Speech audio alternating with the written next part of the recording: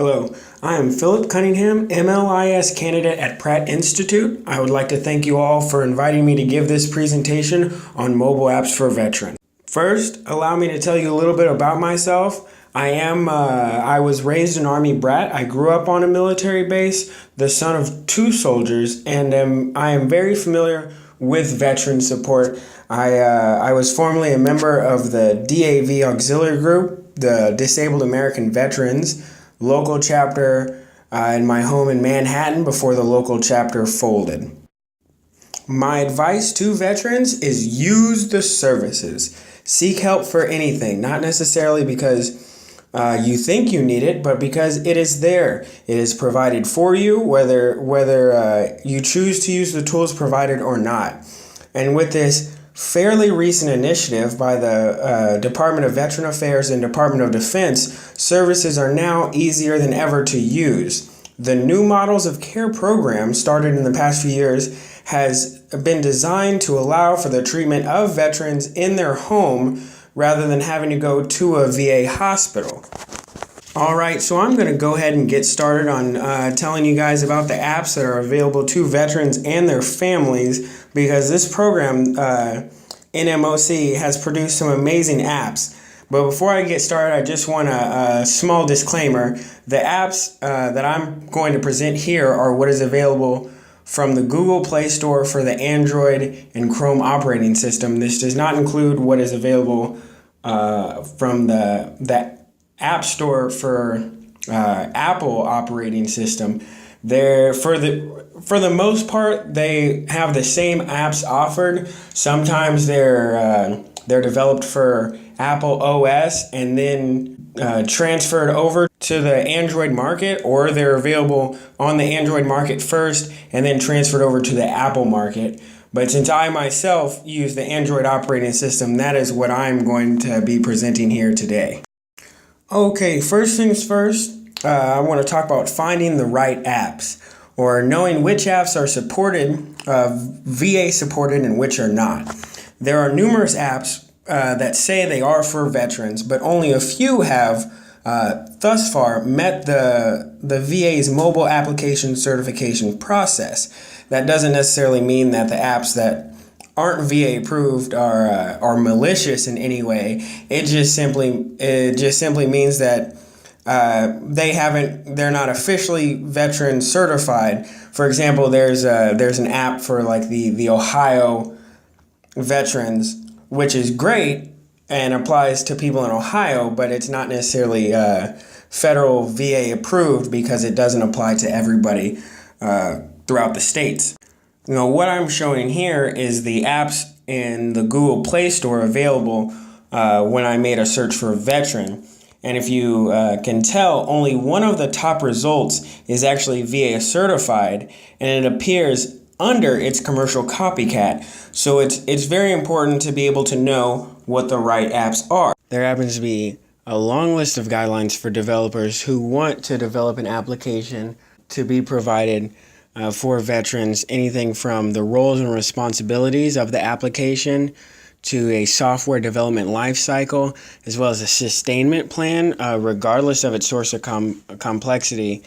Also using the Scrum framework, which is another pilot program developing an independent cloud for VA apps, and a long list of other things. So you really have to refine your app and before it gets released so that people don't turn around and come back with problems. And if and when they do, those problems have to be corrected almost immediately, or the support of the VA will drop. So they really make sure that that the developers are on the ball if they're going to be providing these to veterans and the caregivers for them and their families also. Now, the first app I want to talk about is more on the self-help side of applications for veterans, and this one is called PTSD Coach. It is an undeniably resourceful app created for soldiers that can be used both by soldiers and their families, but also really anybody in general, because PTSD is not just limited to combat veterans. I would call this NMOC's flagship app. PTSD Coach is exactly what the program was aiming for. It helps vets with their PTSD symptoms. It helps them track it, manage it, and it comes complete with a variety of tools for self-assessment, from self-assessment to self-help strategies. This app was created, developed, and released by the VA's National Center for PTSD and the Department of Defense's National Center for Telehealth or Technology, more commonly called T2. It is, of course, free to download, as are all the apps. It is available to anyone, veteran or not, in treatment or not, inpatient or outpatient. And you will find that PTSD Coach is very useful in A, identifying the symptoms of post-traumatic stress disorder, and B, using the tools on the app to control it. I talked with a social worker who works with active duty military personnel, and she says that clients that use the app quickly show improvement in managing their PTSD on their own and don't always have to come in for counseling, because they figure out what triggers their symptoms and they figure out what works for them in reducing the number of traumatic episodes. They are excited to show the graph that keeps track of their symptoms to their counselors and healthcare providers, and they come in knowing exactly what works to help them, whether it's breathing exercises, calming music, or just a suggestion to take a short walk. They know they are able to help themselves.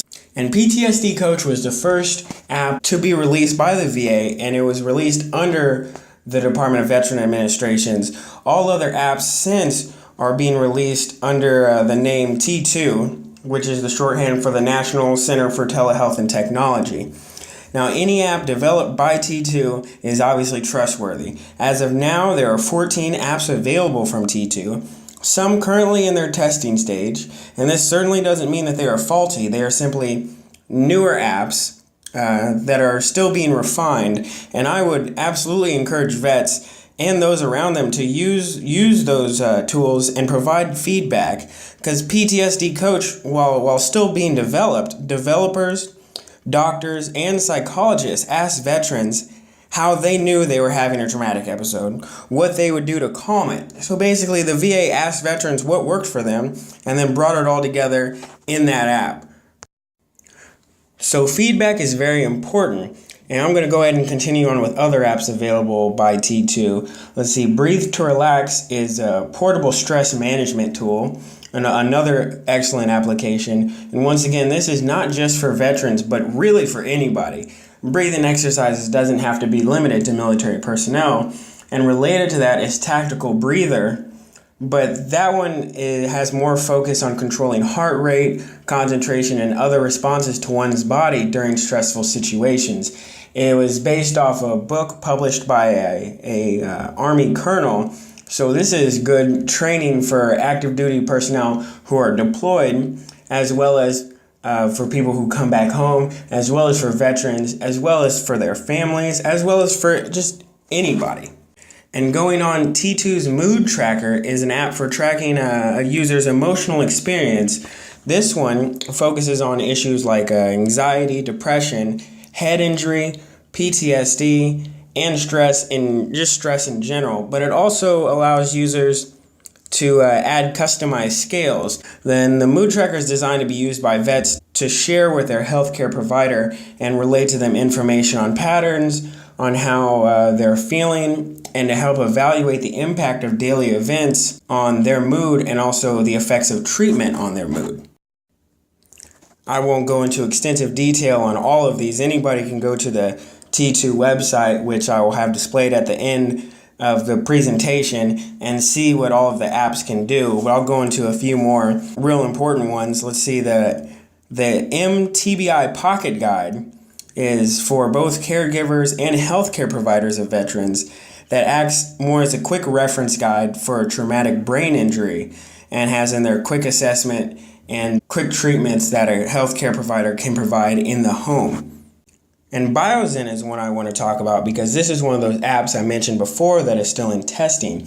This one provides data and feedback from body sensors measuring biophysiological signals, and the smartphones receive the information. So this has the capacity to relay EKG, results as well as brainwaves directly onto a smartphone so that a healthcare provider can immediately see it right there in front of them. But like I said, BioZen is one that is still in testing, and the feedback that they're getting, it seems like it's not so much something that they're going to continue to develop, but kind of one of those showcase apps that can really test the extent of what a smartphone can actually do, like having just a pocket guide to measure your health. Like I said, this initiative by the VA has really only been initiated, I think, in 2009, and it really started picking up off the ground in 2011. So most of these apps are less than 2 years old. I know PTSD Coach, I think, was originally released for the iPhone in 2011, and probably in early 2012 or late 2011 was released on the Android operating server. So I want to go ahead and talk about what's next as far as mobile apps available to veterans and their families. One important one is the VA caregiver pilot that's going on right now. And this was aimed at the caregivers of older veterans who take care of, who usually stay with them and take care of them day to day. And what they did was they chose about 1,100 caregivers of veterans, and they were loaned iPads loaded with something they called the Family Caregiver Suite to test over the following 12 months. Now, this pilot program began in May of this year, so it will continue until May of next year. But after the first 6 months, the VA will start to collect feedback from the participants and begin to make adjustments if necessary.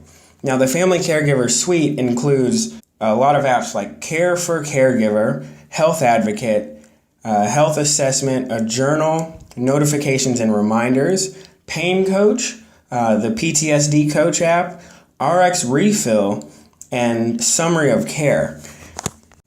And the great thing about it is that all of these are available, on one iPad for the caregiver to use, and the information as it's entered in is relayed to the VA hospital. So they have the information that's picked up by the Family Caregiver Suite. So when a veteran actually makes an appointment or goes to the veteran hospital, the doctor or nurse at the hospital can easily pull up this information that was logged into the iPad, help the kind of care that they provide for the veteran.